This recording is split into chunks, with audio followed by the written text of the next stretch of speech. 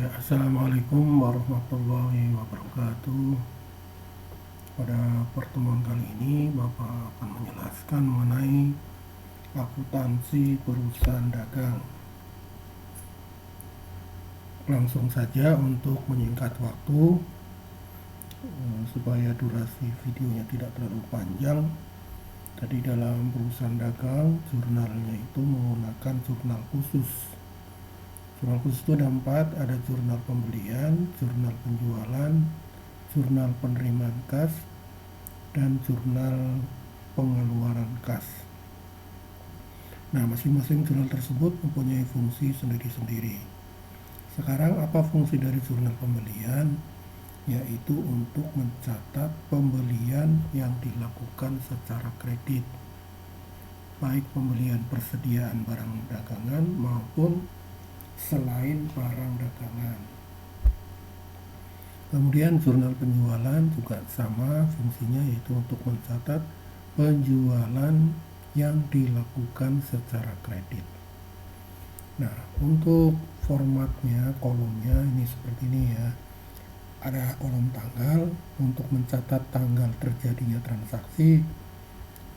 Nomor faktur, faktur itu adalah dokumen transaksi untuk mencatat pembelian kredit. Dan nomor fakturnya, syarat pembayaran. Jadi kalau pembeliannya secara kredit itu ada syarat pembayaran, ada seperti ada 210N30, 315N45 misalnya, ada EOM. Dulu di kelas 10 sudah pernah Bapak jelaskan. Akun yang dikredit ini untuk mencatat nama perusahaan yang menjual barang. Kemudian debit, ya tadi kalau jurnal selalu ada debit dan kredit ya, baik itu di jurnal umum maupun di jurnal khusus. Nah, debit ini ada kolom pembelian. Kolom pembelian ini untuk mencatat khusus kalau yang dibeli itu berupa barang dagangan. Kalau yang dibeli bukan barang dagangan, misalnya dibeli kendaraan, dibeli rumah, kalau secara kredit mencatatnya tidak di kolom pembelian tapi di kolom serba-serbi. Nah, nanti dicatat nama akunnya apa. Kalau dibeli kendaraan ya nama akunnya kendaraan, dibeli komputer ya nama akunnya peralatan, terus harganya berapa dicatat di kolom jumlahnya. Nah, sebelah kredit itu semuanya akan dicatat di kolom utang dagang ya. Nah, ini adalah contoh dari soalnya ya. Jadi pembelian yang dilakukan secara kredit itu adalah tanggal 2 ya. Nah, tahunya dari mana kredit? Ada faktur. Nah, faktur tadi sudah Bapak jelaskan adalah dokumen transaksi untuk mencatat pembelian kredit. Tanggal 2, kemudian tanggal 7 tidak dicatat karena dibeli tunai bukan kredit. Jadi yang dicatat di jurnal pembelian itu hanya yang kredit saja, itu tanggal 22 PT Sari. Nah, setelah dicatat semua seperti ini, kemudian nanti dijumlahkan di jumlah debit dan kredit ya, selalu seimbang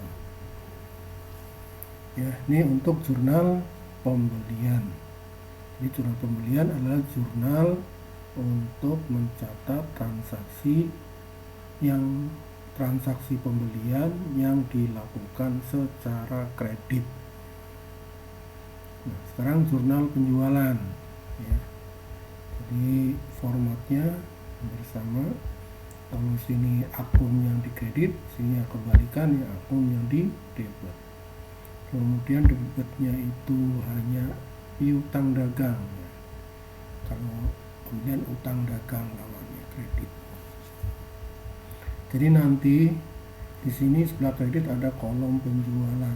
Kolom penjualan ini untuk mencatat penjualan persediaan barang dagangan. Jadi kalau yang dijual berupa persediaan barang dagangan, mencatatnya di kolom penjualan. Tapi kalau yang dijual selain barang dagangan, mencatatnya di kolom serba-serbi. Misalnya dijual peralatan kantor, nanti dicatat di kolom serba-serbi, nama akunnya apa? Peralatan kantor, ya, seperti itu.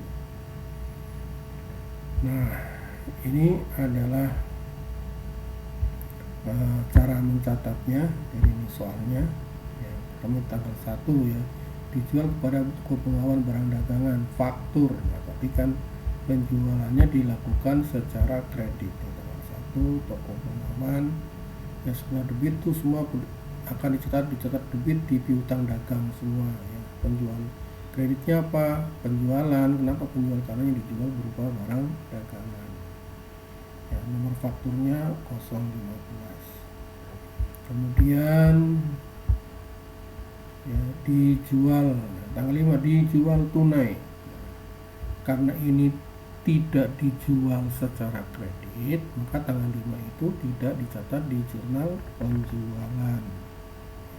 Ingat, yang akan dicatat di jurnal penjualan itu hanya penjualan yang dilakukan secara kredit. Lagi nih tanggal 20, tahu kreditnya dari mana? Ada faktur ya, faktur. Jadi tanggal 20 ya, ini 15 toko makam. Nah, kalau kamu perhatikan nomor faktur di jurnal pembelian, ini nomornya tidak urut ya. Kenapa tidak urut? Karena yang membuat faktur itu adalah orang lain ya, karena kita membelikan. Karena faktur itu selalu dibuat oleh pihak penjual ya. Jadi kalau kita membeli berarti kan orang lain yang membuat, jadi tidak akan urut. Tapi kalau faktur penjualan pasti nanti urut. Kenapa urut? Karena yang membuat kan kita sendiri, jadi diurutkan. Nah, setelah itu dijumlah ya, dijumlah seperti ini. Kalau sudah ya, ini sudah selesai ya. Ini jurnal khusus. Sebenarnya jurnal khusus itu lebih mudah daripada jurnal umum karena nama-nama akunnya itu sudah ditentukan ya, jadi kamu tinggal mengisi aja ya. Jadi ini ada di perusahaan dagang.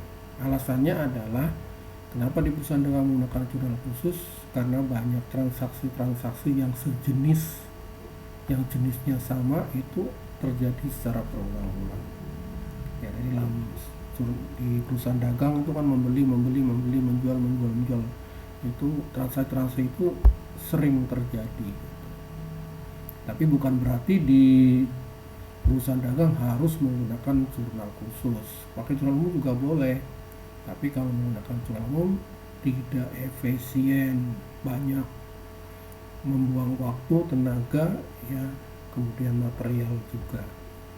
Nah, untuk kali ini Bapak jelaskan 2 jurnal dulu, jurnal pembelian dan jurnal penjualan. Nanti minggu depan akan Bapak jelaskan mengenai 2 jurnal khusus lagi, itu penerimaan dan pengeluaran kas. Mudah-mudahan kalian sudah cukup jelas. Billahi taufiq wal hidayah. Wassalamualaikum warahmatullahi wabarakatuh.